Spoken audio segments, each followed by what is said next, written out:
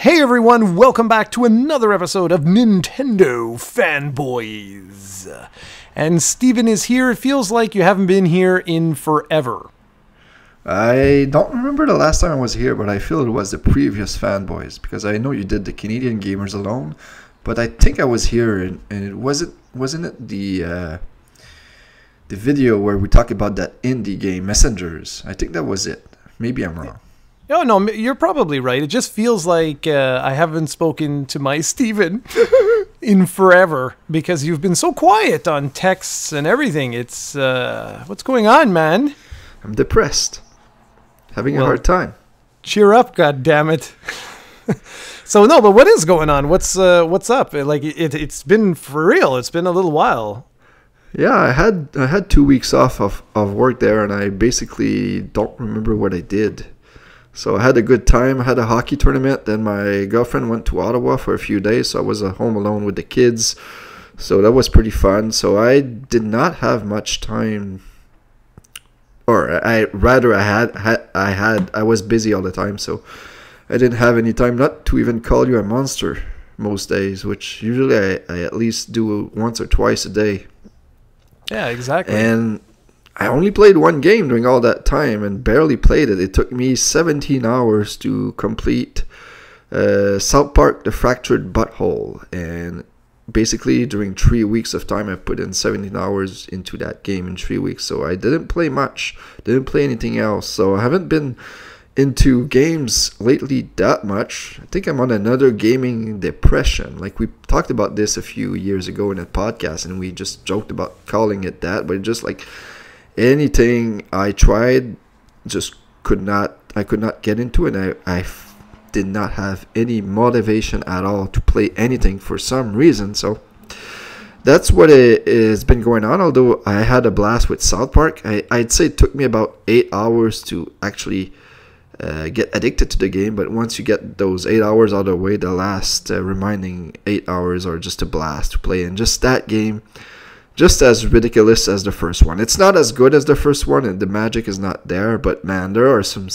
moments in that game, like the one I told you recently, that I just don't know how they can get away with this. Because I know they say in the beginning that the characters are not based on actual, they're all fictional, they're not based on characters, but it's bullshit. Like, some of these characters, like, there's Morgan Freeman is in this game, and he's called Morgan Freeman. He looks like Morgan Freeman. Of course, he's based off. And there's this guy that I don't want to spoil, but what I told you, like that guy, even though apparently he's a monster, he could very well sue them for how he's portrayed in this game. Like, I don't get how they get away with this. Yeah, I don't want to say it either because it will spoil for someone, but like, it's defamation of character. Like, I don't know how they get away with some of this stuff too. I mean, it'd be one thing if they went and they asked everybody, but like, they that guy, they clearly did not. No, exactly. And if you watch the show, I mean, like like clearly they don't do that. And just by slapping on that little disclaimer saying how, you know, it's like purely coincidence if anyone is based on, you know, like reality. So it's like, oh, well, we have a character named Steven, you know, Steven Lacroix, and he looks like you, he talks like you, he has all your mannerisms. But no, this is entirely made up. It's just a coincidence. Like, okay, if you say so. So whatever. But yeah, it's funny you say about your gaming depression. I'm going through, I don't know what I would call this right now. I would call it a Dragon Quest only gaming depression. No, well, here's the weird thing, man, is like ever since everybody in the community has been watching the stuff and we've been, you know, like the Dragon Quest 11 stuff like exploded, I was like, oh, okay, cool. Like I've been getting lots of requests to show different Dragon Quest games and stuff like that. But that's what I've been doing. I've been showing Dragon Quest related stuff. I haven't actually been playing anything for a little while now. I just did a playthrough of Dragon Quest 1, but again, that was for like everybody. That wasn't for me.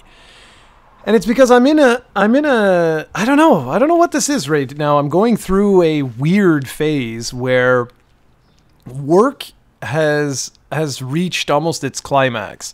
So like I'm at a position of, like during my day job, as they say, where there's pretty much like I don't think I'm going to be able to get any higher. Like I think I've reached the point where like this is it, you know? And there's consulting that I'm getting more and more into, so that requires traveling and teaching. I actually went down to Memphis, and I just want to give you guys like where I'm at, because I'm not in a real depression, but I'm in a funk right now, I'll say, because I don't know what to do with my life. I'm at a point where I'm like, I'm not sure where to go.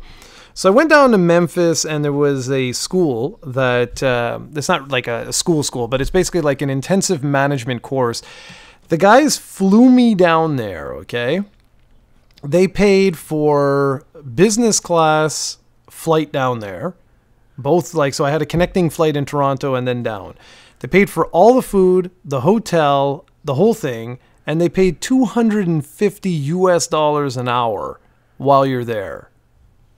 And while I was there and I was teaching, and I got a 97% review from the people that I taught at, I was on the flight back home, and I was sitting and I was like, my God, like, I don't make a fraction of that salary in my day job, you know, like, but I really love the job that I do during the day. I got some great benefits and all of this sort of stuff, but doing what I did for just, how long was I gone? 2 days, 3 days?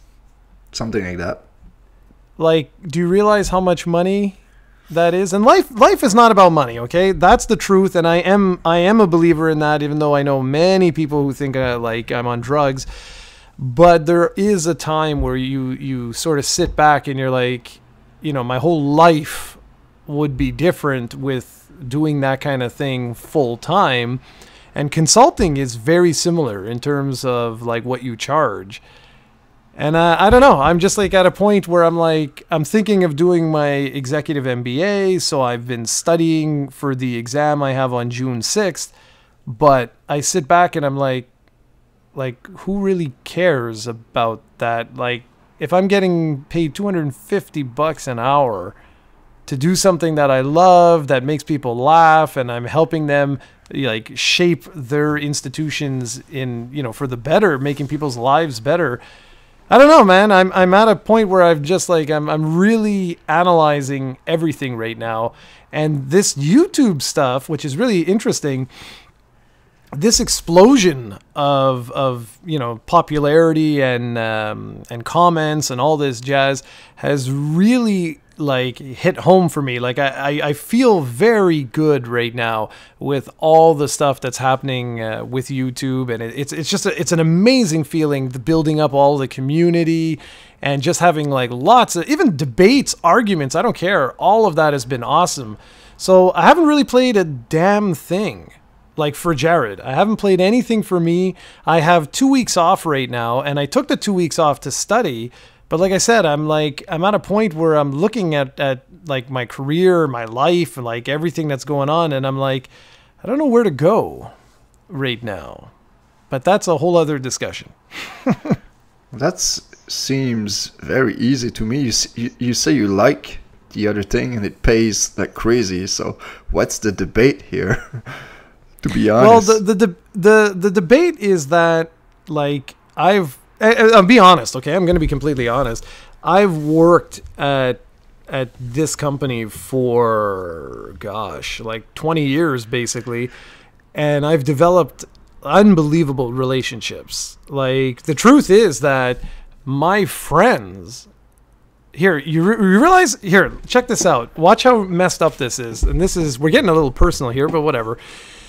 All of my friends, I'm just thinking, all of my friends, just about all of my friends, Serena, my entire other family, that would be Serena's family, all come from that one company.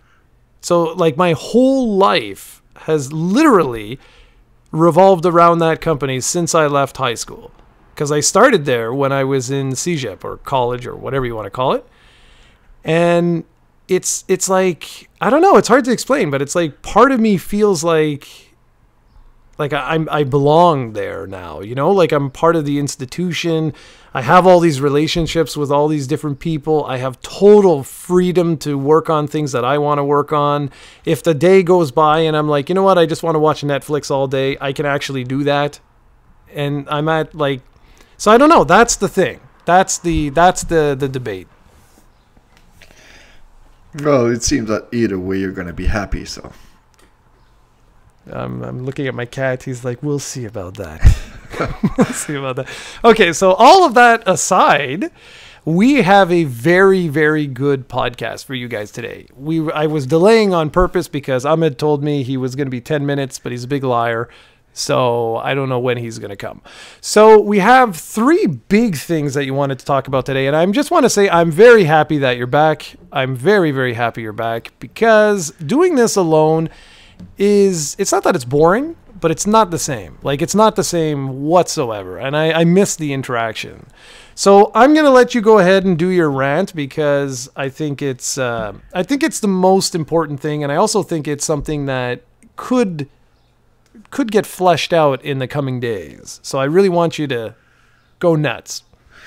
Okay, so this is something that I'm very, very nervous about, because I'm going to talk about the rumors first, and then I'm going to say my opinion. So there's been, apparently the next Pokemon game should be unveiled by the end of the month, and it's going to be a remake of Pokemon Yellow, titled Pokemon Let's Go Pikachu Edition and Pokemon Let's Go Eevee Edition. And they're going to be for the Switch. And the reason they're called that is that in one game you're going to start with Pikachu, and in the other game you're going to start as Eevee. For those that don't remember, in Pokemon Yellow, it's the only game that you couldn't choose your starter. You were you had no choice but to get Pikachu, and your rival would choose Eevee. So that's why in one version you'll play as Pikachu, the other one you'll play as Eevee. And apparently you will star as yourself, like in Red and Blue, which were the main characters. Red was the main protagonist of Yellow, and Blue was the rival. Also, basically, for those that follow the anime, Red was basically Ash and Blue was Gary. And that's the gist of the rumors, but there are other factors. Like there's a screenshot that has leaked that seems like it was pulled out of Sun and Moon, where you see an Eevee riding a Lapras for some reason. And also, Pokemon Let's Go Pikachu.com and Let's Go Eevee.com have been registered by a company. I don't know if you took the name. I think it's GTS, something like that, which is a company that's been used before to register domains for Nintendo and the Pokemon company. So these rumors seem legit. Even Cerebi.net, which is the #1 source for Pokemon news, those guys report on everything, and the guy who runs that site actually has some pretty good inside sources, and he never comments on rumors except for this one. This one has been reported. So this seems like it's pretty much confirmed. There's even a logo online that seems legit. Also, it seems that the game will be tied with Pokemon Go, which is why it's called Let's Go Pikachu and Let's Go Eevee Edition. In a ways that's not cleared right now. Some are saying that there will be no random encounters. Like in Pokemon Go, you will actually see the Pokemon on the screen. And others are saying that basically you'll be able to carry your items or Pokemon in both games and vice versa. So that's pretty much what the rumors are. Did I miss anything? No, that's good. But Ahmed is here, so I'm just going to pause you for 1 second. And for everyone else who's here, I got to remember how the hell to do this. How do we conference call? Dun, dun, dun, dun. Did you pause the recording? I did not. Okay, cool. because when you said I just need to pause you, I wasn't sure. Yeah, no. Just we're gonna keep going. I just need to figure out how the hell to do this. I think it's here. Plus, add a participant. Here we go. Add people to this call. Ahmed Mosley. Add to call. There we go. So we'll see when he joins.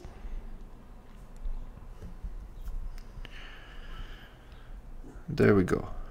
Are you here, my man? Hello, everybody. Hi, Stephen. Hi, Jared. Glorious. Excellent. You got your recording going? Yep, it's going.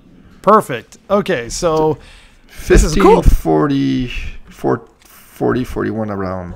Did you write it down? Yep. Okay, All right. perfect. Keep So, going. Ahmed, we were talking about the Pokemon rumors, and I'm not sure if you're familiar with them. Fill me in. Is it about the Pokemon Go Eevee thing? Yeah. So I just basically did a rundown of that. I don't know, Jared, if you want to just quickly resume what I said, just so if he knows, because you're much quicker than I am. Well, basically, it's what we had spoken about, Ahmed. It's the whole thing. I don't even really need to give you the whole thing, but basically, like, it's gonna have LinkedIn features with not LinkedIn, but it's gonna have features that are sort of, oh my god, I can't speak today. It's basically going to be a Pokemon Go remake of Pokemon Yellow. That's it. There you go. That's the easiest, fastest way of sort of saying that. We're gonna jump. We're gonna jump I'm not sure back if and that's forth. very accurate though, because it's not a Pokemon Go remake. It seems to be a Pokemon Yellow remake, but with Pokemon Go connectivity features rather.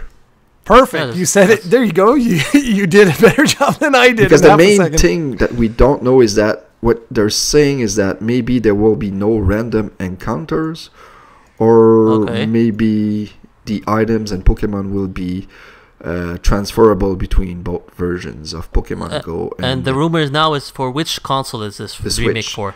The Switch. Will be like a Game Freak and Pokemon Company have said after Ultra Sun and Moon that there was no other games in development for the 3DS. So every game from now on should be for the Switch when it comes to Pokemon. Yeah, very interesting that they're picking Yellow out of all things. Well, obviously, the rumors, we're not sure how strong they are, but that's the thing, though. That from what I've said, from what you've missed, these seem pretty legit. As almost you can almost confirm it, because they were reported also by a site called Cerebi.net. I'm not sure if you're familiar with them. Yes, I know that site. That's a Pokemon site. Yeah, right? And they never report on rumors. And the guy running that site has some pretty legitimate like inside sources, and he actually reported on this one.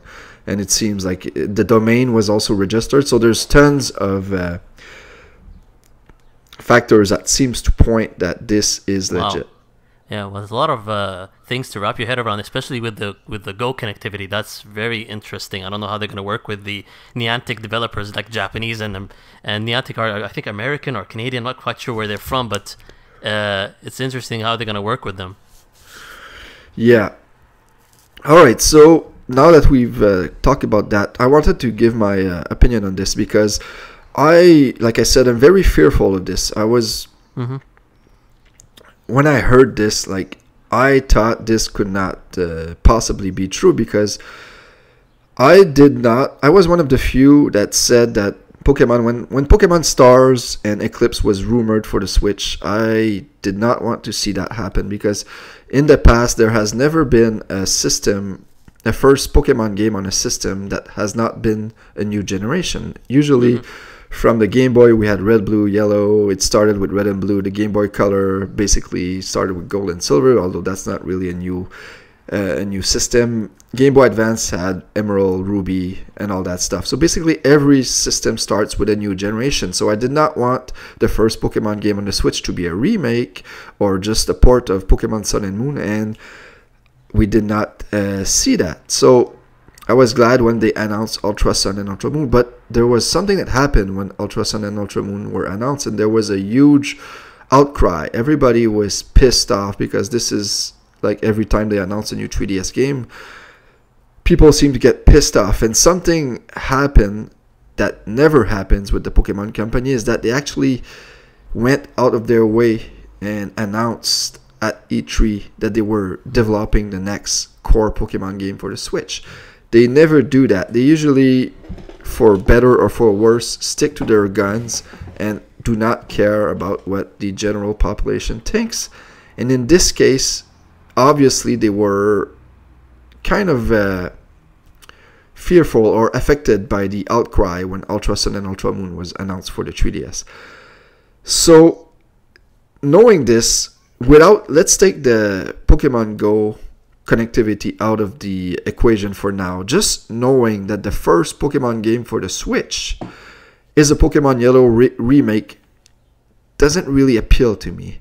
And there was a Yellow remake a few years ago. People were saying that Pokemon Yellow was going to be remade. There was heavy rumors that it was going to be remade for the 3DS. So that's not really something that surprises me, because even though like the next game that are due for the remake in the Pokemon series or Generation 4, that would be weird that they go back to Yellow, but whatever. Yellow is a special Pokemon game, and I don't mind it being remade at some point, but it's just very, very odd that they choose to start the Pokemon journey on the Switch with a remake. And from the leak screenshot, which that's something that could be actually fake, it looks like it's using the Sun and Moon engine.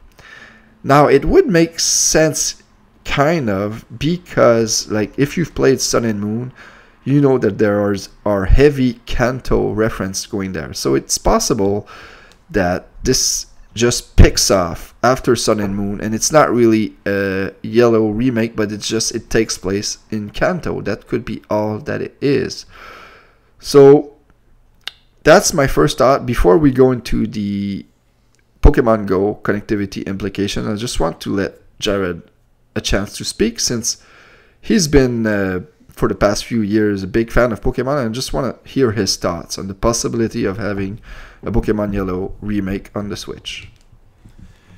Yeah, it's weird. This whole thing for me is weird, and we're gonna talk about like each of the individual things, like with the Pokemon Go connectivity. I'll get to that. I'll wait for you to comment on that first. But just like the idea of this being a Pokemon Yellow remake on the Switch is bizarre. I just find the whole thing really, really weird.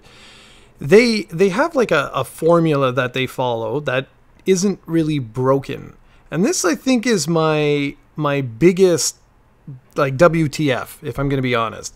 Like my biggest head scratcher moment here is that the Pokemon series has been incredibly successful since its inception, and they have followed a particular pattern. And yeah, recently, they've been messing around with that pattern, but it isn't broken, and no one has been crying out for them to do something different. And again, I know you're going to talk a lot more about that coming up, but I just find it weird, man. There's something is not sitting well with me right now about any of this news. Like the way it got leaked, all the information, something seems off here. And I do believe that there will be games coming out called Pokemon, Let's Go Pokemon, whatever, Pikachu and Eevee. I believe that because there's just too much evidence to support that these things are going to get released. But I don't know how I feel about this being the first Pokemon game on the Switch. Can I just interrupt you for 1 second here? Sure. When you said nobody has asked for something like this, the mainstream media are not really, I've found out over the years since the Switch has been released, are not really big, or never really big on portable gaming or the Pokemon series as a whole. So they're not that well educated on it. And I've heard many people hoping and wanting for a Pokemon reboot, kind of like what Zelda did with the Breath of the Wild on the Switch, because they've been saying that most of them have not played since Red and Blue and blah blah blah, and would like to see it rebooted into something more appealing. And that's something that I've always had an issue with, because in my opinion, like, you don't reboot a series that's selling as well as Pokemon. Like, Pokemon in the last 2 years, when you take Sun and Moon and Ultra Sun and Moon, have sold 25 million copies plus of those two games. And that doesn't seem like a franchise that needs a reboot. Sure, if the series would have been struggling for a while, then sure, I would be all in for a reboot, because then you'd have a solid case. But in this scenario, I just don't understand why people are claiming or wanting a reboot of this series right now. Yeah, I just want to follow up with that. So what I was saying, what I was meaning rather when I said that, was fans. That's what I meant. I don't give a damn about mainstream media or anything of those guys. And a perfect example of this is if we go back to Mario. Okay? A lot of people, for years, I was hearing people saying, you know, like, oh, we want to have this, we want to have that, we want to have blah, blah, blah, blah, blah, blah, blah, blah, blah, blah, blah, blah. New Super Mario Brothers, which really isn't that new. New Super Mario Brothers is essentially a return to the traditional, you know, like Mario 1, 2, 3, Super Mario World. That game sold 30.8 million units. Wow. And so I really argue when people say, oh yeah, you know, we want a reboot, we want this, we want that. Like, I really disagree. And if we look at Pokemon on the DS, Pokemon Diamond Pearl sold 17.67 million. Pokemon Black and White sold 15.64 million. That's insane. And if we go on the 3DS, like you said, Pokemon X and Y are 16.29 million. Pokemon Sun and Moon 16.10. And this is going up, by the way, to I'm on the official site there. So I don't know if this was last as of March 31st, okay? Pokemon Omega Ruby Alpha Sapphire 14 million, and Ultra Sun and Ultra Moon were at 7.5 million. This, to me, if I'm being honest, does not speak of a series that requires or even shows evidence that a reboot is even wanted. Now, with Zelda, on the other hand, things are different. If I go to the Wii, Zelda doesn't even crack the top 10. Like, it's nowhere to be found. Okay? If I go on the Wii U, I scroll, I get one Zelda, only one, and that's The Legend of Zelda The Wind Waker at 2.26 million. There's no other Zeldas here. Okay? We go to Switch, and we did have a reboot with The Legend of Zelda Breath of the Wild. Look at that, 8.48 million. What I'm saying is, like, for Zelda, it made sense. The sales of Zelda have sort of flatlined over the last, like, 10 years. That is not the case with Pokemon. So this is why, like, I really argue with people that say the series, like, needs a, you know, a fresh coat of paint, or needs a reboot, or this or that, or everything else. I don't understand those statements when you look at a series like you're saying, 25 million and so on, and all of this. I don't get it. Like, I'm not understanding why would you mess with the formula? Are you hoping to get 30 million? 40 million? Like, Pokemon is the single most successful franchise Nintendo has. I just don't get it. It's not just that. I also, correct me if I'm wrong, Steven, but I'd like to liken Pokemon to Dragon Quest in a way. It's like with every installment, it's not just the sales, it's the gameplay. They refined it to a point, to perfection, I would say. Every installment with the Pokemon series, they put like quality of life improvements that made the series like quite very tight in terms of gameplay. And they continue to do that with every installment. With Zelda, there was a stalemate. Like everybody complained about Skyward, even though I loved the game. There's something, okay. It's formulaic. They're very slow in the start. So hence the reboot. Mm-hmm. Yeah, and something about Pokemon too that's very that's probably the only franchise I know that Nintendo does, is that, well, Nintendo doesn't do it, but you know what I mean, is that it's a yearly franchise. People don't realize this. Like, since only 2015, that's the only year we did not get a Pokemon game, I believe, in the last 10 years. And we got Super Mystery Dungeon that year instead of a main series game, which is the year that we should have gotten Pokemon Z, but something happened. We don't know what it did. But every year, there's either a new generation, a remake, or a third version. Now, since Black and White, the third version are usually sequels, or with Ultra Sun and Moon, like kind of like alternate versions. But there's always something every year, and they still sell. So there's something to be said about that. Yeah, if the spin-offs are selling well, it's even as good, or not as well, good. They're not really spin-offs. Yeah, the spin-offs would be like Super Mystery Dungeon and stuff like that. Yeah, I would say I was talking about Super Mystery Dungeon and Pokémon Tournament. These are selling well, so, and like you said, they are contributing to the like continuous releases of the Pokemon titles. So if those are doing well, why would people want a reboot? Like, if you want a reboot, go to the spin-offs. I would say. Okay, Go ahead, Steven. Yeah, like, already just hearing that this is a remake of Yellow or whatever, like I've said by talking about you guys, I think that this is not really a remake of Yellow. I think what they're going to do is this will be more a sequel to Sun and Moon, and because, like I said, in Sun and Moon, Jared knows this, there's heavy implications of Kanto. Some of the characters actually leave for Kanto in the post-game, so maybe you're doing the journey to Kanto after, since if the screenshot is correct, this is basically will be an HD version of Sun and Moon.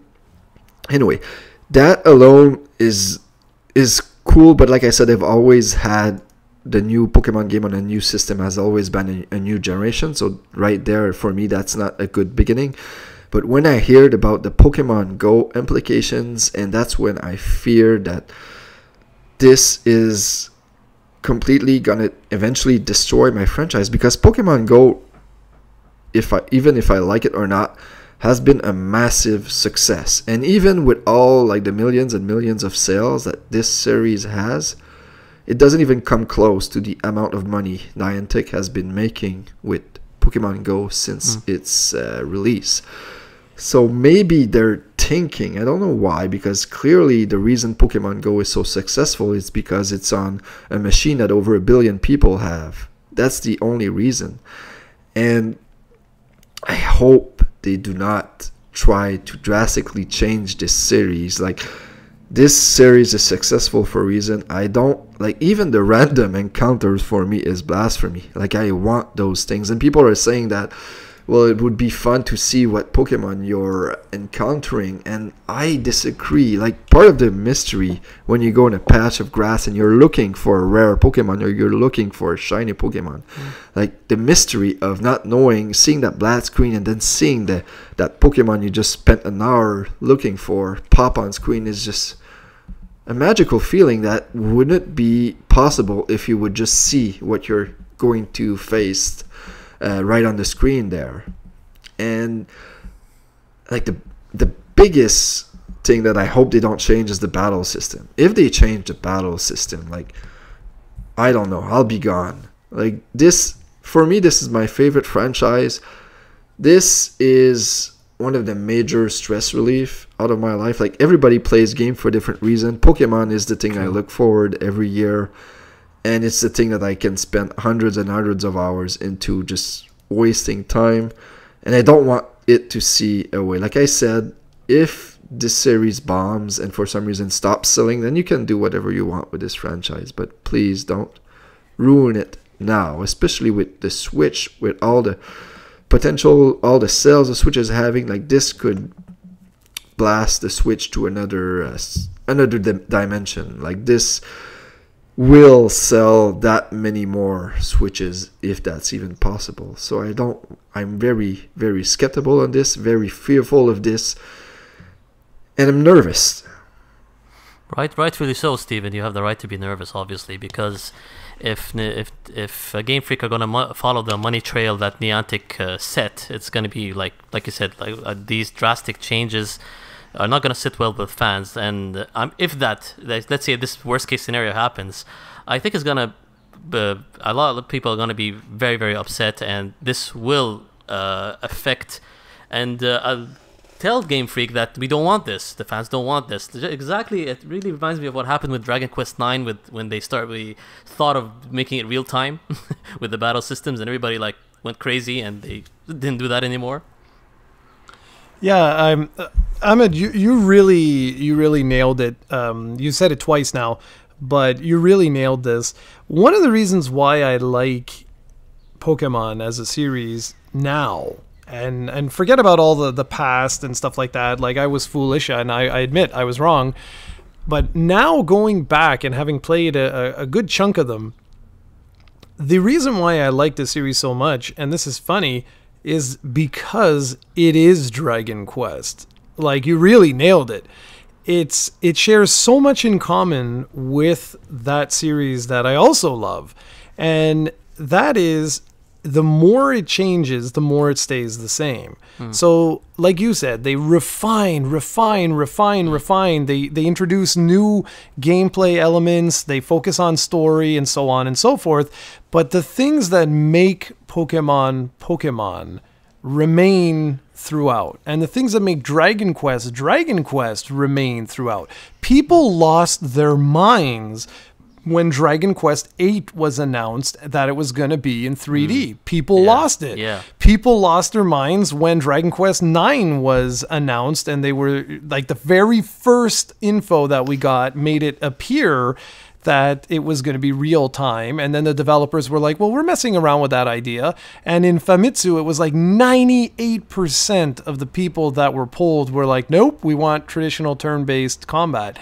And it's the exact same thing here, where the more you change that formula, the more you're going to really alienate like the fan base, and I would argue that you're going to alienate more people than this new game will sell. And I got a couple of reasons for this, but one other thing I just want to mention quick is that when you mentioned the shinies, Steven, and you talked about, farming different Pokemon, that reminded me so much of Metal Slimes. Back in the day when the game was random encounter only, that was such a big deal. Like, when you found a metal slime, one actually popped, you were like, oh, please don't run, please don't run, please don't run, because it was such a big deal for a metal slime to show up. And in some of the remakes, that's something I think they've gotten wrong, where some of the remakes you can actually see a metal slime on the field. What I love with Dragon Quest XI is that they removed that. So you cannot see a metal slime on the field. So you still get, you'll see all the regular enemies, but when you get sucked into battle, that's where you'll be like, oh sweet, there's a metal slime. Please don't run, please don't run, please don't run. And I really I love that. Now, I just want to say, to finish off my little thingy here, that the Nintendo Switch is not a phone. Okay? No matter how well the Switch does, it is not a phone. And I can't stress this enough. There's no way in hell Pokemon Let's Go will be a fraction of as successful as Pokemon Go is. And that's because today everyone has a phone. And I mean that. Every single person. Like, my God, I'm seeing children like 5, 6 years old playing with phones. So if the Pokemon Company wants to tap into the Pokemon Go audience, certainly I can understand that, but they also have to realize that the Switch isn't a phone, and there's just they can't make this Pokemon Go, and that's the thing why I keep coming back to say, I'm sure this is not going to be a new generation. And if it is a new generation and it does all those things that you're talking about, Steven, then I think this will be probably the least successful Pokemon we've ever had. I'm sure it'll still sell millions, but I don't think you're going to see the 10 million, 12 million sales that you would if this was what you're envisioning. And I stand by that. We'll see if I'm right or wrong, but I think that if they do follow through, and this is the next gen, whatever gen number we're at now, that this won't be anywhere near as successful as these previous Pokemon games have been. Yeah, I think that's a fair thing to say, and I think the only devil's advocate point that I have is I know that Game Freak are very innovative. They make some nice games outside of the Pokemon titles. So if they're gonna make it work, they can. But in the same time, they shouldn't alienate an audience in favor of uniqueness. Yep. So I'm gonna wait very patiently, nervously, for this will waiting. probably happen like next week. Maybe the week before, because I think what they want to do is they want to announce it a few weeks before E3 so that the backlash is gone when they talk about it further at E3. So that would be this week or next week rather. So I can prescribe something for your anxiety in the meantime, Steven. Yeah, I probably need it, but yeah, hopefully this is somehow false. Well, you got it out of your system, so that's good. I felt exactly the same way when Dragon Quest XI was announced. Like, I spoke to you guys, so you must remember, like, I was nervous about that some of the pictures that we were seeing looked like the combat was going to be more real time. And I kept telling myself, no, that's impossible. They're not going to do, no. But deep down inside, of course, I was nervous. I was legitimately nervous because that's not Dragon Quest. The minute turn-based battles are gone from the Dragon Quest series, it's over. It's something else. And so I'm right there with you. Like, if they change the combat system, if they change what makes Pokemon, then it's not Pokemon anymore, you know? Yep. All right, so I guess I will tackle our next item here, which is the Nintendo Online Service. And this is pretty much... I wrote a whole bunch of stuff down. I'm going to read it all out. But first off, I thought it was funny because online, that's all I could find with this thing, is that it's actually called Nintendo Switch Online Service, according to Nintendo. I'm like, that's a pretty lame title. I thought I'd come up with something cool, damn it, but whatever. So here's the way it works. Like I said, I'm going to read out all the information, then you guys can chime in with your thoughts, and I'll just end off saying I agree. So here we go. So the price for 1 month is $3.99. These are all going to be US dollars, by the way. 3 months is $7.99. 12 months is $19.99. And those are the prices for individual members. So online, and I copied this literally from their website. Okay, so some of the language might be a little bit weird, such as this. Family memberships are $34.99. And they allow up to 7 other players to join the account holder. So that makes it sound like it's 8 people. Is that right? Yes. Okay, good. I just wasn't sure. Whenever they do that, sometimes they're like, well, no, that's not what we meant. Yeah, it's 8. I read the same thing. Okay, yeah, cool. All right, and it launches on September 18th. So what do you get? What do you get for, let's say you pay $20 for the year? What does this include? Well, it includes a bunch of stuff. First off, it's going to launch with 20 NES games with online functionality. Now, the online functionality, this is exactly, I just copy and paste it, okay? So this is what they say. With online play added to every classic game, you can compete or cooperate online with friends, share your screen, or pass the controller depending on the game. With the Nintendo Switch Online smartphone app, you can also voice chat during your play sessions. Now, the games that have been announced so far are Soccer, Tennis, Donkey Kong, Mario Brothers, Super Mario Brothers, Balloon Fight, Ice Climber, Dr. Mario, The Legend of Zelda, Super Mario Brothers 3, and 10 more are going to be revealed later on. So we'll come back to that. But the other little bits, there's 3 other little bullet points here. One is that you will have access to save data cloud backups, which is great. So you don't have to worry if your Switch smashes and you lose 19 million hours of Breath of the Wild. So I'm happy about that. I'm actually really looking forward to that. The program's also going to tie into the Nintendo Switch Online app, which is available on iOS and Android. And the final bullet point is that there will be exclusive offers later on for future purchases of digital goodies. So there you have it. What say you, fine folks? You want to go ahead, Steven? Yeah, I have one question. Are those I'm not clear about those 20 NES titles. Are those going to be free for those members, or the fact that those online thingies will be available for you if you're a member, because I remember originally they were saying that you would get 2 titles per month, and now are they saying that you're getting the 20 titles, or those titles you're getting a few, but you can only play with the online features if you're part of the membership? I think you need to be a part of the membership to play with all 20 titles. That's what I understood. Okay, so if you pay like $4 a month or $20 a year, whatever, you have access to those titles free of charge. Yes, that's what I understood from it. Okay.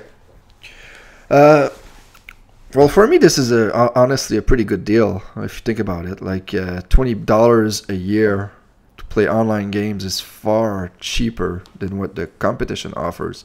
Of course, you don't have any of the perks that they do. Well, besides the save data backup, whatever, the cloud thing, you don't have like you don't have the voice chat, which like the phone thing I don't count, because I will never download that thing.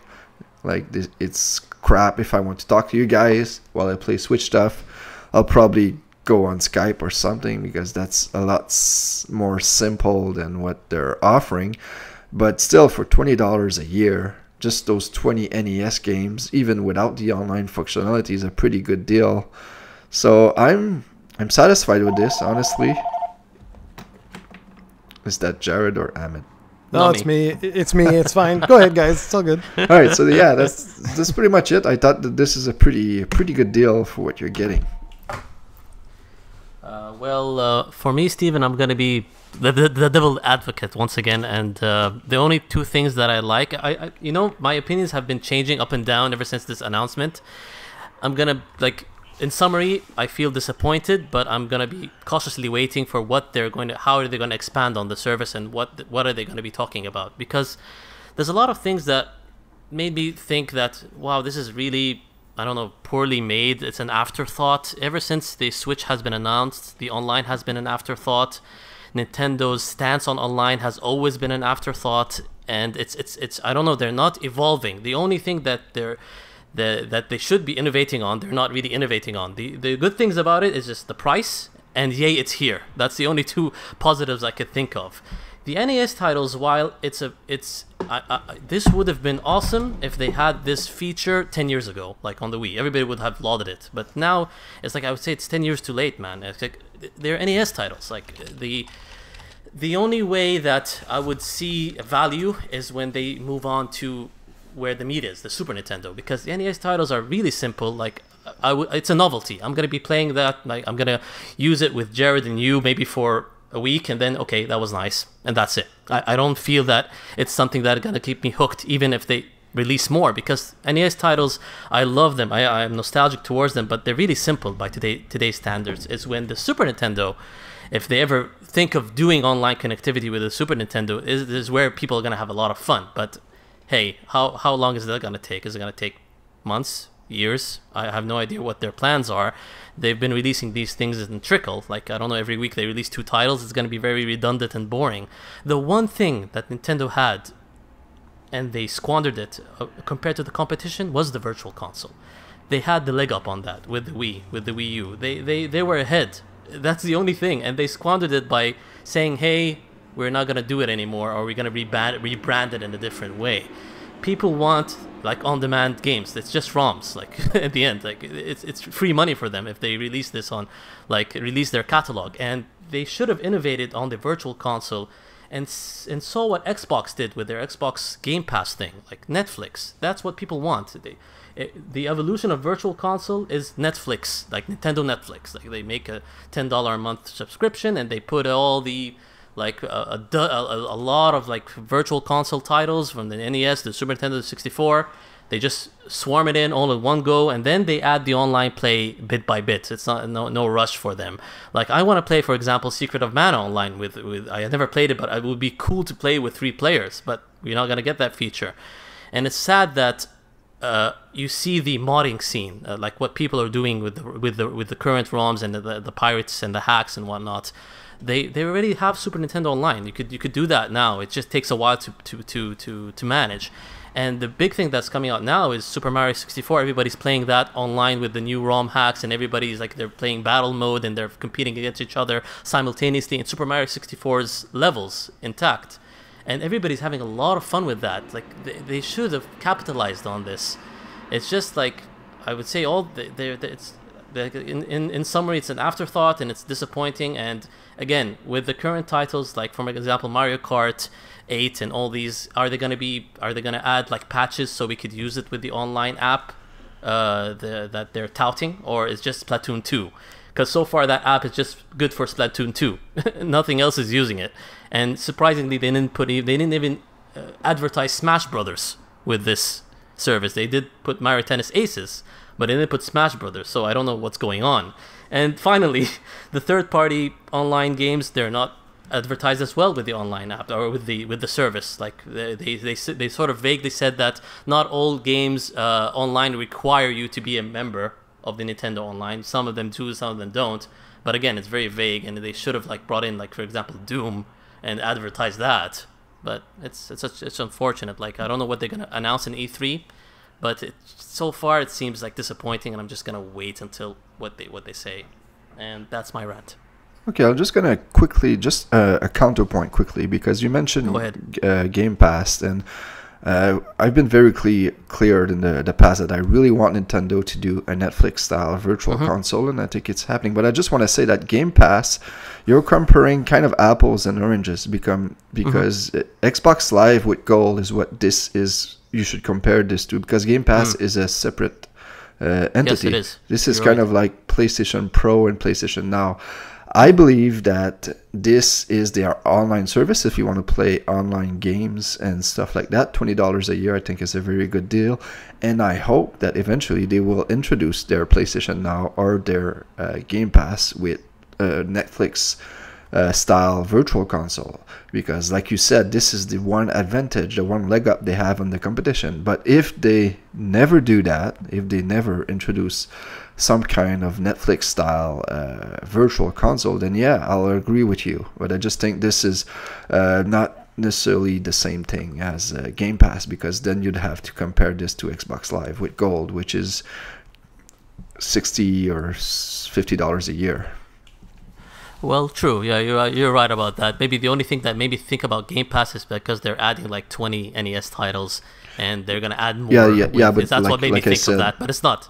You're right. Xbox Live with Gold does come with a game or two every month, like kind of similar to this, like PlayStation Pro. It's different. Yeah, you're right. It's just like, I just feel very disappointed because, like I said, NES. I have no hate for NES, but at the same time, why I'm gonna play Ice Climbers online? Wow, that sounds very, very fun. Yeah, I would say, like I said, it's a novelty. Like maybe passing the controller, like what PlayStation 4 did with the party thing that didn't really go well with them. But like, for example, play Zelda with you guys, and we'll pass on the controller. Super Mario Brothers 3. That seems cool. But again, I'm gonna use it for a week and then okay, what's next? Yeah, I'm with both of you guys here. I look at it like classic Jared. Switzerland. You didn't pick a side. No, wait. Let me tell you my thoughts. Elaborate. Damn you, people. So $20. This is the side where like I'll agree with Steven for the $20. I'll agree with Steven for that. For $20, getting access to their online, to basically you can play your games online. I'm cool with that. Okay, so get a thumbs up with that. I like the fact that there's the backups for saved data. Now, the problem is, this is where I side more with you, Ahmed, is that we do have to compare this to Xbox Live, and we do have to compare this with PlayStation Plus, because that's essentially what this is doing.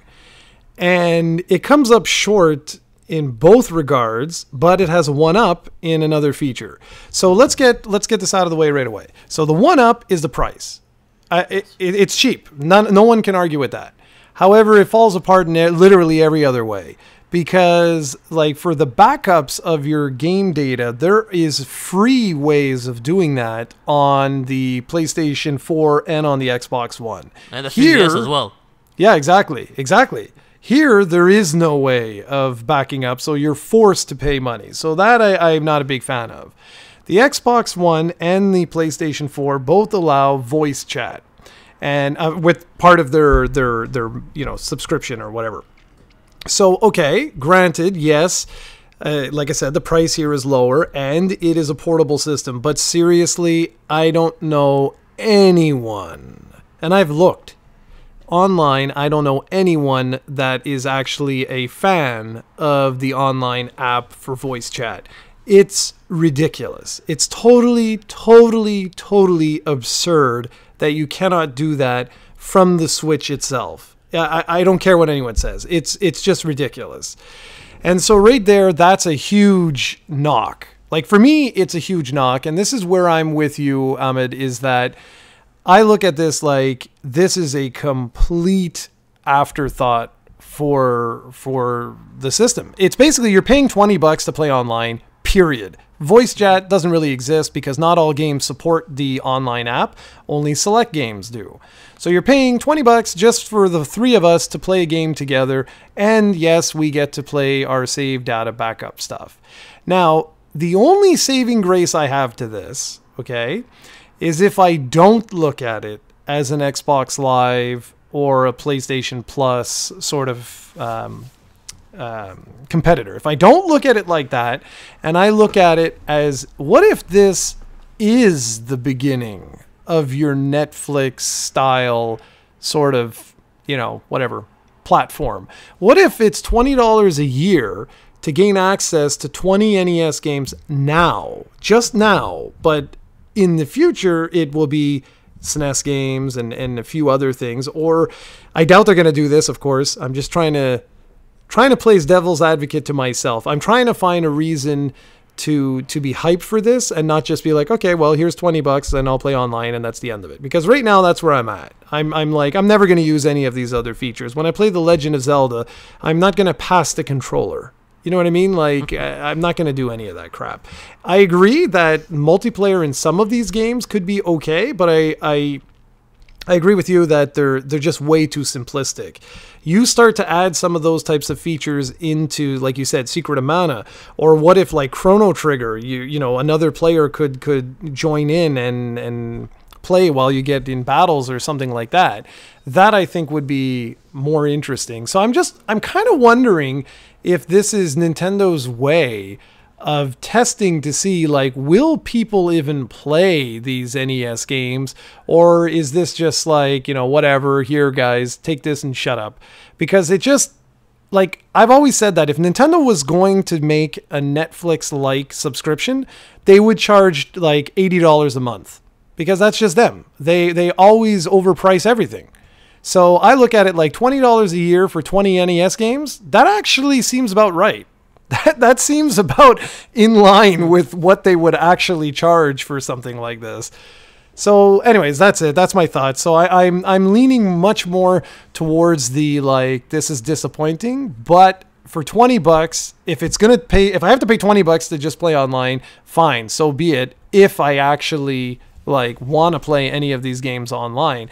But the voice chat, I find, is the biggest, WTF. I just don't get it. The problem is they're sort of promoting backward, I would say, compatibility with what was previously free, like Mario Kart 8 Deluxe and whatnot, and all these previous online games. But in the same time, it doesn't seem like they're gonna add like a patch or two to these previous games so it could be up to standards with using the app and whatnot. Because, like I said, it's only like Splatoon 2 is the only game that works with the app, and maybe Mario Tennis Aces is going to be next. Everything else is just like nothing. And it's just for me, I think nothing should be keeping them from adding a variety of old games or classic games with the system, with this subscription service now. I don't know why they chose NES exclusive and that's it. they could easily add a couple of Super Nintendo games. They could easily add a couple of Nintendo 64 games to just like whet our appetites a bit. It doesn't need to be online compatible immediately. They could just put it in, and then they'll promise like, okay, we're gonna work on the online compatibility in a later date and whatnot. It's just disappointing that they're just focusing on NES. I can tell you why. They want you to go buy the SNES Classic. Well, yeah, that's a good point. Yeah, that is a good point. That's an excellent point, actually. Well, they're actually re-releasing the NES Classic in June, so they also want you to go buy that. That's an excellent point. Yeah, exactly. You took the words out of my mouth. Yeah, it's absolutely right. It's just sad, I feel like a bit disappointed because. No, but I think the reason is like it's cheaper. Like NES games like have been ported like and emulated like all over the place. They probably cost nothing to do that. Like, yeah, it's just unfortunate that they're just failing to innovate on the one thing that they should be innovating on. Not like it's not Microsoft and Sony took years to build up their online databases and their online connectivities and what they're touting to audiences, and Nintendo's always a step behind. And it's just sad that the one thing that they had, which is the virtual console thing, they should have like opened up with that, like not and even added as an extra service, like Steven said, like something extra. Why just put all their eggs in one basket for the online system? Because this is very important and vital for an handheld system like a Switch. Yeah, man. And let me ask you both something. Go ahead. Do you both use Netflix? Yep. I just started a couple of weeks ago. Perfect. Why? Why do you both use Netflix? Go ahead, Steven. You answer that first. Well, on-demand TV shows and movies, I guess. Whenever I want. Okay. And you? I think like Steven, it's very easy to use and browse, and you have all these shows and movies at your fingertips, and you could just go to anyone without any hassle. You just have to pay one fee a month, and that's it.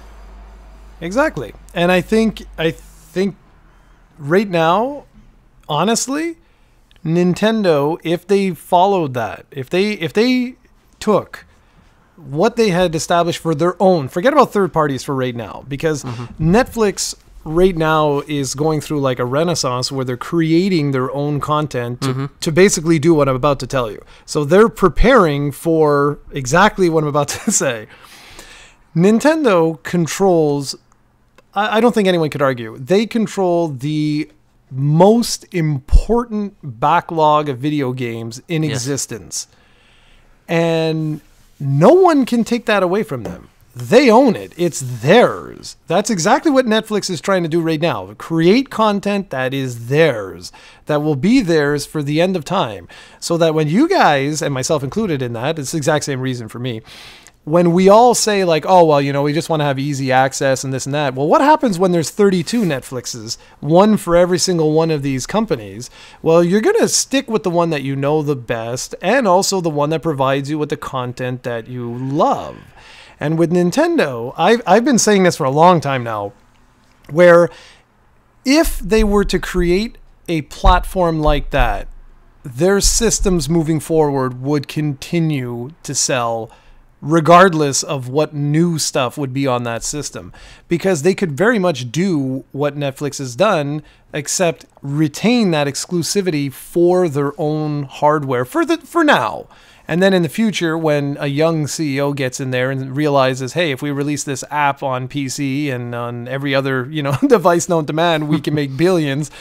But I really think that doing that, having a virtual console, even if it's only first party stuff, and it doesn't have to be virtual console, call it whatever they want, but that Netflix style on demand, pay a monthly subscription and you get access to every first party title. Of course, this would take years to develop, of course. And Nintendo, if you're not developing this right now, you are morons, because I can't imagine anyone not subscribing, as long as the price is affordable, to something that would give you NES all the way up to Wii U games. And of course, there would be complications depending on, the controls and all this sort of jazz. But there are very creative ways that they could fix this. Yep. That's absolutely true. And to be fair, I don't think they're killing off the virtual console per se. They're just killing the concept of it right now, because they, like you said, there might be prioritizing on selling like the mini consoles instead of putting everything in one basket. In the same time, though, there's their arcade archives. They're sort of like in their Neo Geo games, so they might be working something with the GameCube stuff in that line of releases. Maybe not. I'm not sure. But at the same, but you're right, Jared. It might be moving towards that future. Yeah, because I mean, again, going back with Netflix and Netflix competitors, I don't know if you guys are aware of this, but there's a Karate Kid sequel that Cobra Kai. Yeah, exactly. That never would have happened ever without these new platforms that are popping up. And part of me, when I think of this, and you guys might think I'm crazy. It's okay. It's just in my fantasy world here. But I look at it, I'm like, could you imagine if you had this streaming service and Nintendo's like, you know what? We want to be like Netflix. We want you to make original content for those platforms via this system. So, or this platform. So in other words, you would go in and you could have like Super Nintendo, Super Famicom, and there'd be actual new releases for that fit those particular categories. And it's not like, oh, Nintendo has to support anything. It would be an entirely streamable service. Like, I can see the future of something like this is just nuts. Yeah, I hope it's not streamable though for video games. I would prefer if they give us the option to download stuff, because from what I heard, that's what the big difference between Xbox Game Pass and PlayStation Now, besides the libraries, that now is streaming stuff, and for most video games, like there's lag and stuff like that. Like it's True. much preferred if you can download them, and of course, I like agree. PlayStation Plus, if you don't. If your subscription ends, you no longer have the option of playing those games. That's what I want, and I think this is inevitable. Like, I think Nintendo are working on this. It's a long ways away, but I think it's inevitable. They're a public company, right? So someone they have to listen to their investors, and they're not stupid, and they actually have a young CEO coming. Yep. The new guy, yeah. Yeah, so this is inevitable in my opinion. The only fear I have is that I hope Nintendo prices this correctly when this just does get announced, because like $10-15 a month would be good, but I don't want to pay like $30 or $40 a month for this, and I don't think they will. But Nintendo has a tendency to overcharge for their retro games, so hopefully they don't do that. But I think this is inevitable, and that's why for me this $20 service, really, really affordable. I really like it. I wish there was a premium version that had voice chat, like decent voice chat, but what can you do? Exactly. So moving on, our last thing for today was news about Monster Hunter.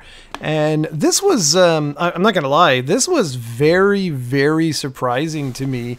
Only because this was released quite a while ago now. So in Japan, Monster Hunter Double X, or Double Cross, I think is what it's called, was released when? Do any of you guys remember? Maybe at the beginning of the Switch launch, or what? Yeah, close Something to like launch, that? if not at launch. Yeah, exactly. Well, we are getting said game as Monster Hunter Generations Ultimate on August 28th, 2018. And now, before you guys talk about your actual thoughts about this, I just wanted to say that I'm really very curious to see if my Japanese version will do what I Am Setsuna and other games do, whereby they download a patch, and when you switch into your American or North American or whatever European account, the game automatically transfers to English. If that happens, I may actually have an early copy of the game. Wow, that is an amazing import concept, yeah. So what do you guys think of the news? Yeah, first off, do we know if this will be published by Capcom or Nintendo? Capcom. It's confirmed? Well, I'm on the website right now. Okay. It says publisher Capcom, developer Capcom. All right, that's good, because like the previous Monster Hunter games were published by Nintendo here, and yeah, I'm glad this is this is coming. I'm surprised this is coming because Monster Hunter World, as we know, is a huge success, and like this is a step back from that. Like this is a port of a 3DS game that was already a port of Monster Hunter 4 or an upgrade of Monster Hunter 4 Ultimate to begin with. So this is good that we're getting this. Hopefully people have their expectations, because this will be a very good game, obviously, but it won't be, I imagine, close to what Monster Hunter World already offers. But I think this has the potential to sell well. If you don't remember, Monster Hunter Generations on the 2DS was actually the top-selling SKU when it launched here. So this has potential. It's always glad to have more games, and I'm glad to see it getting released here. And we'll see what happens. Definitely, Monster Hunter World is the only reason why this is getting released now, because Capcom were putting their hands on their ears when the Switch was launched, and all they released was Ultra Street Fighter 2, and they barely supported it. So it's very interesting to see them change their tone all of a sudden. Like, what are we, a year or two out of the Switch launch? And the only reason they did this was because of the success that Monster Hunter World got them. I think I read it's their most successful title of all time, something of that sort. It was crazy. So yep. I think that's why they basically released this, even though it's a bit too late. It's gonna gain a lot of traction because it is a Switch exclusive after all, but it is like you said, enhanced port or whatever you could say about it. But it's something for the Switch that's not on other consoles currently. Yeah, I honestly think, I mean, maybe I'm being overly optimistic here, but I actually think this is huge news in the sense that Monster Hunter has never been more popular than it is right now worldwide, and Switch has an exclusive version, well, not version, excuse me, has an exclusive Monster Hunter experience. Now, like you said, Stephen, though, I hope people realize what this is, because we're not exactly the most intelligent bunch. And what I mean by that is gamers, the mainstream gamers, don't know all the different... It's not about intelligence. It's just about knowing. And they don't know that this is a port of a game, well, like an enhanced port. So my only fear with this, if I were Capcom, would be I don't want this to do any damage to our brand. And I don't see it doing it. I really don't. I don't see it doing any damage at all.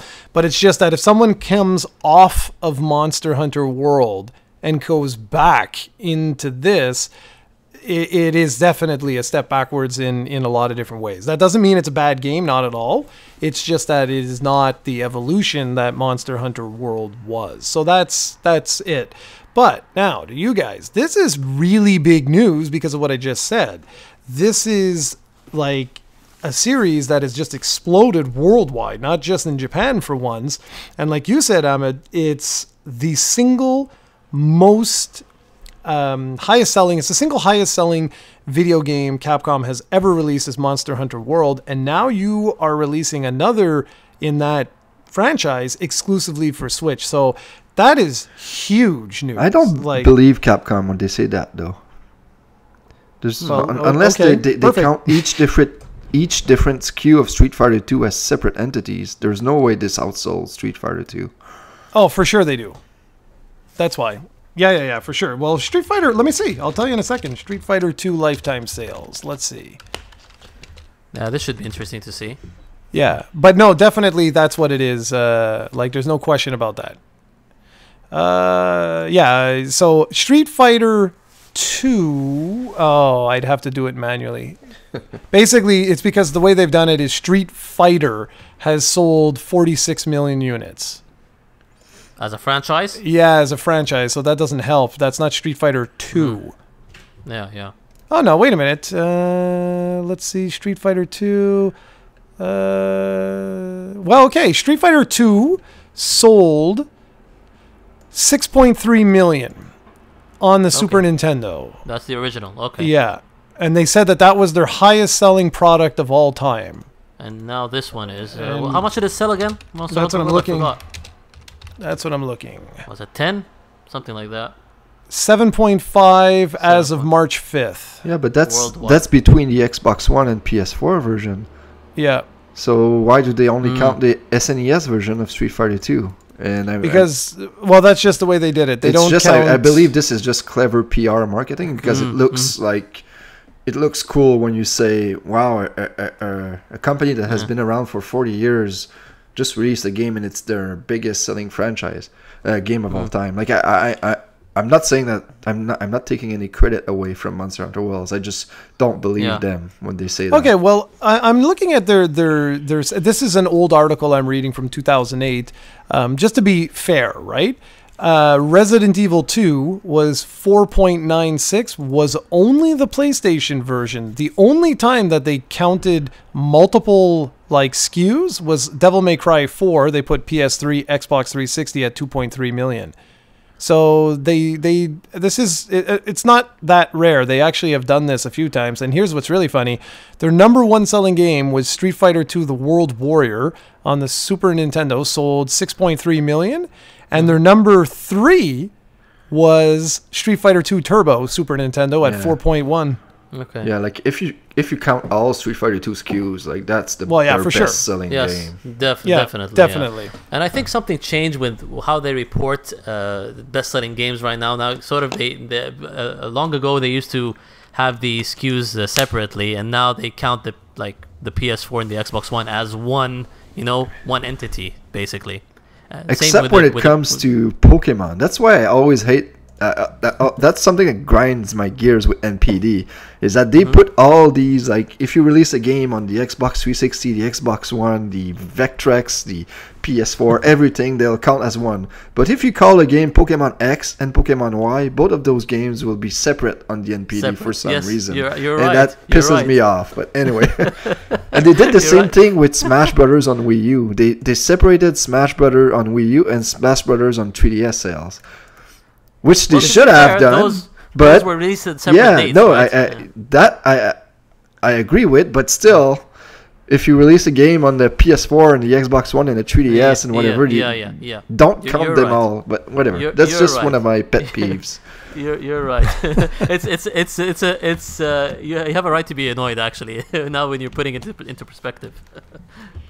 So that's it. So next up is the blast from the past from Steven, and then it's actually from Ahmed now, because I told him to prepare one. Last night we were supposed to record this, but okay. Well, then go for it. Okay, let me think of one quick. He didn't prepare. Has to be Nintendo, right? That's right. No, it has to be on a Nintendo system. Doesn't have to be from Nintendo. Yeah, and it's got to be one we haven't already said. So good luck with that. Let's see. 1 second. Let me think. Did I talk about Mega Man X? No. No. There we go. Go for it. Okay. Yeah, Mega Man X. I wish Timothy was here, because that game, I don't know. It's one of the few games that I remember that me actually discovering it and playing it on display at the local game store. And back then, I was only a fan of Mega Man through Mega Man 2 and 4. So when I saw X on display, I'm like, what is this? I was shocked. Like, why is it so dark and different? And it's like a maturation of the franchise. And I saw it being played on the display screen. And that got me instantly, like, I had to, like, buy it immediately. And obviously, I wasn't disappointed, because for me, X1 especially was one of the favorite Super Nintendo games that I got home and started playing. It exactly reminds me of what happened with Link to the Past when I also, like, bought it and got it back home. It blew my mind with how it changed the mechanics, how it added, like, a new, like, a wall kick mechanic, and how the stages were interconnected. That until now is one of the most innovative things about X. It's like when you play and finish a certain stage, if you go back to another one, there's like an effect. I'm trying to remember, like, one certain example. When you beat Shield Penguin and then you go to Flame Mammoth, you see his stage suddenly becomes all, like, trapped in ice instead of it was on fire. I love that thing about the game. Like, and also Storm Eagle, for example. I remember, like, his stage was a big, like, a flying stage. And then when you beat his stage and you go to another one, I can't remember which, but the stages crumbled, and it's obvious that the plane crash landed on that stage. So until now, that was one of the most innovative features about X, and it was very strange that it didn't import it over to X2. X2 didn't have that, but X3 did, and the rest of the X games didn't. So it was, for me, I'm just baffled that they didn't like put that feature in with the rest of the X games, and hopefully we get to experience all that with the X collection that's coming out soon. So what are your favorite memories from that title? I downloaded it on Wii U and played it for maybe 5 seconds. That's my favorite come memory. on. Yeah, I never could get into it, but to be fair, I only gave it 5 seconds worth of chance, so maybe if I played it a bit more, but no, not a big Mega Man guy. I really enjoyed 1 and 2. For some reason, I tried 3 and could not. I don't know. But I've heard a lot of people like adore X, so... I would think you would like the Battle Network series more since it's very similar. Yeah, I did Pokemon. play. Actually, I played. I didn't play the Battle card Star games, Force, maybe. but I played Battle Network on the Yes. GameCube, which plays kind of like the old school Mega Man games, and I really enjoyed that one. Oh, that's cool. Is it called Battle Network on the GameCube? I think Battle Network something. There's a subtitle with it, but I can't remember. It's a 2D thing, side scroller. Yeah, it's a side scroller. Yeah, I remember that one. Yeah, I played it a bit. I didn't give it much of a chance, honestly. How about Jared? Well, for me, at that point in time when all those SNES games were coming out, it was like what you said. It was like every bloody game that you had played, every series that you had played was taken to that next level. And it was little things. You say about the wall, like jump mechanic or wall kick mechanic, whatever you want to call it. It was just, I don't know. It's like I have such fond memories of so many Super Nintendo games because of the way they evolved what came before it. Sort of like what happened with your PS2 to PS1 or GameCube to N64. Like, so my memories of X, and only X, I'm not one that, went through the entire X series, but just X was like, it had that profound impact, just like Super Metroid did, just like A Link to the Past did, just like Super Mario World, and I could go on and on and on and on and on. It fits nicely in with all of those games as really truly feeling like that next generation Mega Man game. And the story was pretty good for a Mega Man game. That's the other thing that shocked me with X. It's like really dark in terms of plot, and then you get to figure out, like, as the franchise evolves, there's a lot of ties with the original Mega Man series. I don't know if I should spoil this, but a lot of people who are fans know that there's like Wily and Light play a lot of like interplay roles in the X franchise. Hopefully, Jared and even Steven, you guys should really continue playing X2 and X3 when the collection comes out. Those are amazing games, man. Well, if time permits. Right now, I'm barely playing anything. Yeah, and speaking of time, we're fresh out of time. This was a great podcast, guys. Good work, everybody. Yeah, awesome. We did an excellent job. So I'll just wrap this up by saying thank you to you two gentlemen, and thank you to everybody who's listening. As usual, our podcasts hit up on iTunes before they're on YouTube, and on YouTube they alternate every 2 weeks between Nintendo Fanboyz and Canadian Gamers. And you can join us on twitch.tv/ProjectCoE if you're interested in checking out any of our streams. Don't really have anything planned right now except for Cranberry's little mini game, which we'll have to see how that compares to Steven's game that he made. I'm really looking forward to this. I imagine it'll be slightly better. How dare you, sir? And with that, I shall say thank you all for joining, and we will catch you next time. Take care, everyone.